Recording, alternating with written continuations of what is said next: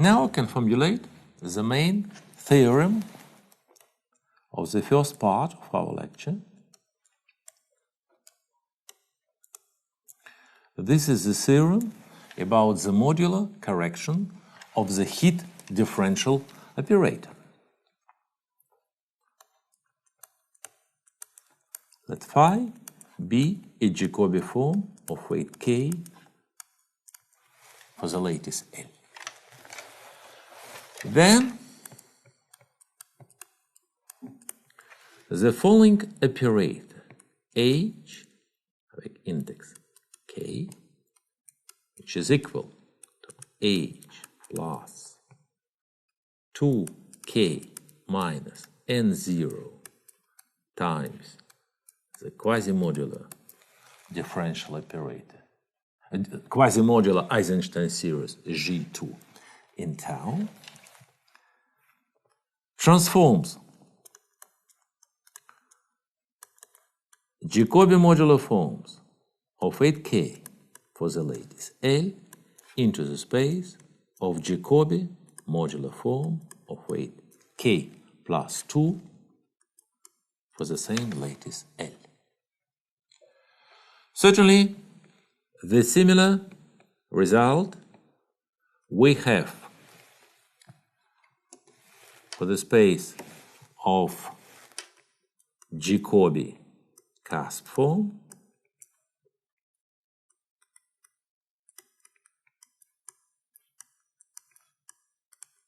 means the image of a cusp form is a cusp form, and the similar fact we have for the space of Jacobi weak form. I'm sorry, I forgot to add that we change the weight. The image has weight k plus 2.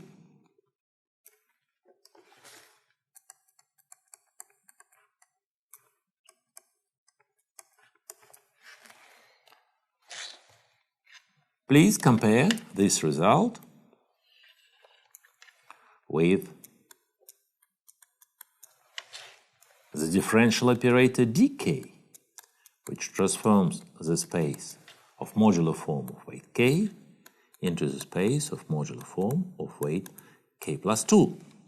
And for the modular differential operator dk, our formula has the following form: the differential operator d plus 2k times g2 in tau. So you see that for the modular form, for Jacobi modular form, we have a very similar modular correction. The only difference, then we have to take into account the rank of the lattice L of a billion variables of Jacobi form. Now I would like to discuss the proof of this theorem.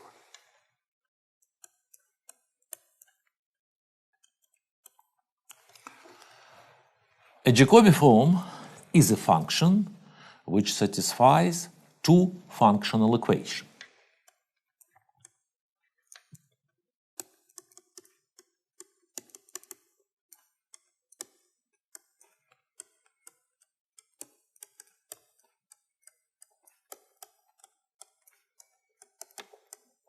The first equation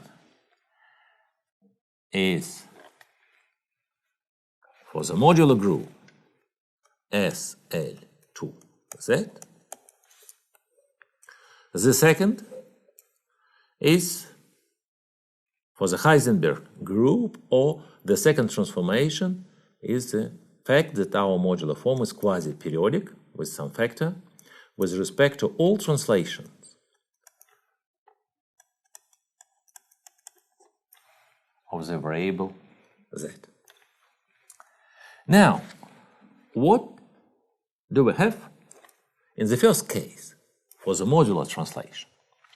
We proved then the heat operator is modular operator in the case of the singular weight. Means that we have to consider the following transformation. We have to apply the heat operator to the Jacobi form of singular weight n0 plus n0 over 2. To get this Jacobi form, we have to divide Jacobi form phi by eta to the power 2k.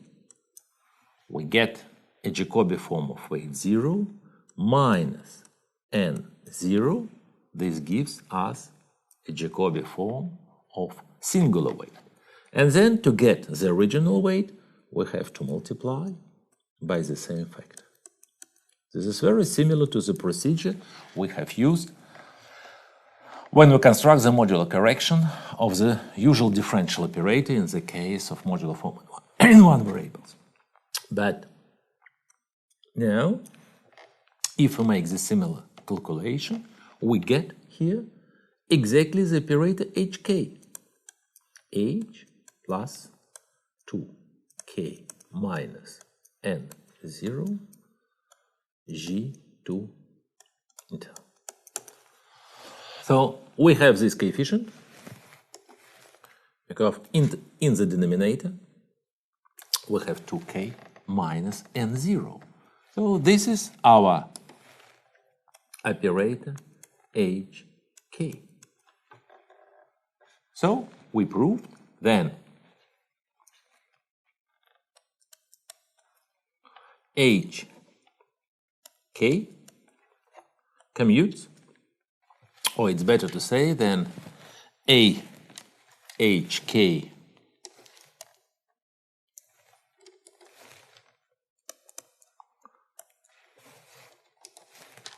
P satisfies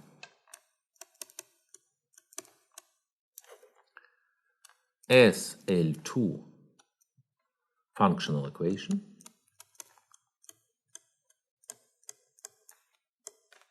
with weight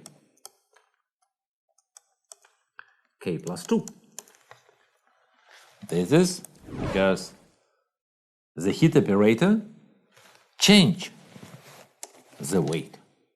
So if we are starting from the k, from the singular weight, we get the singular weight plus 2. So hk respect the modular action with respect to the special linear group SL2, but hk change the weight by 2. What is about the modular transformation? Now we're coming back to the definition of the differential operator. We define our heat operator H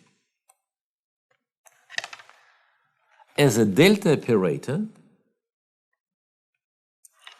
for the hyperbolic lattice L1.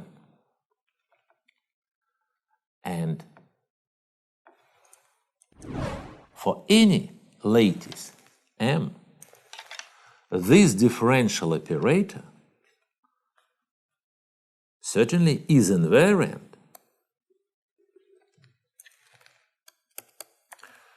with respect to the full orthogonal group of the real space, or complex space, doesn't matter, of the lattice M.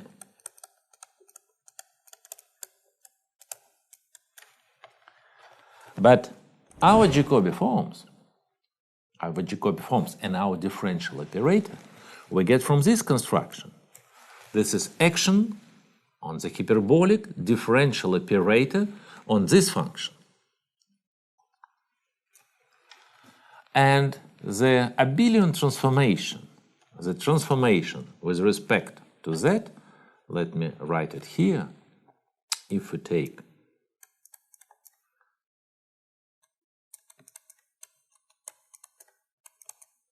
the translation of that with respect to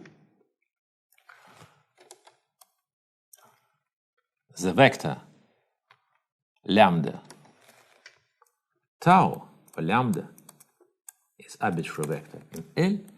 So this transformation we can write down, one can write it in terms of orthogonal group or U plus L minus 1. So it means that our definition of the heat operator as differential operator related to the hyperbolic lattice gives us the invariance with respect to this transformation more or less automatically. So this is in the definition of our differential operator of the second order. The invariance with respect to mu, if we add here plus mu, is more or less evident. So I hope that you understand that my general arguments. So we proved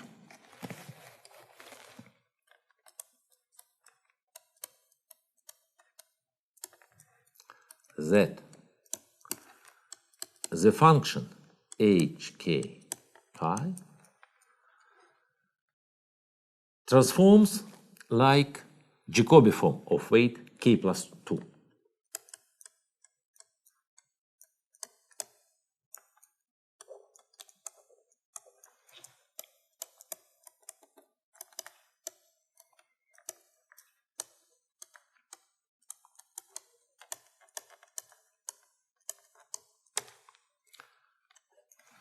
So, but why this function is holomorphic Jacobi form? So now I would like to prove that hk phi is holomorphic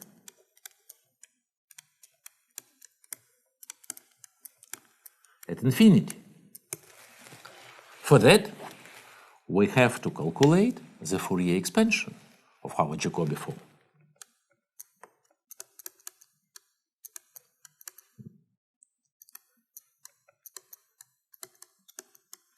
But if we take the original Fourier expansion of function phi,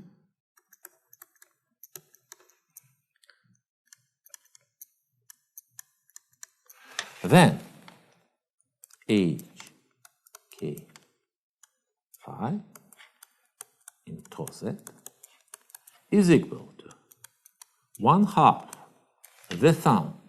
The action of the heat operator gives us the additional coefficient to any Fourier coefficient. In particular, we cancel all Fourier coefficients with hyperbolic norm 0 of its index.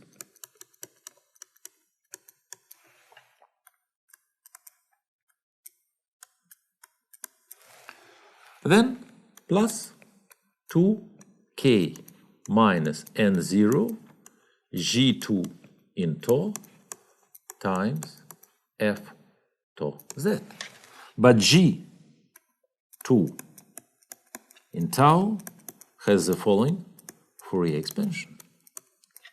We found this Fourier expansion in the previous lecture.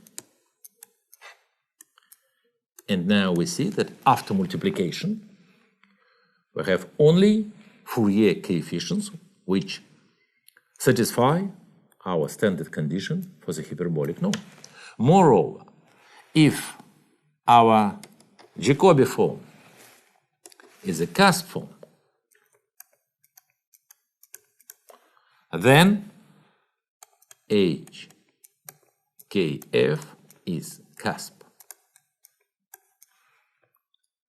The same is true for the weak form, because we get no Fourier coefficient with negative power of tau.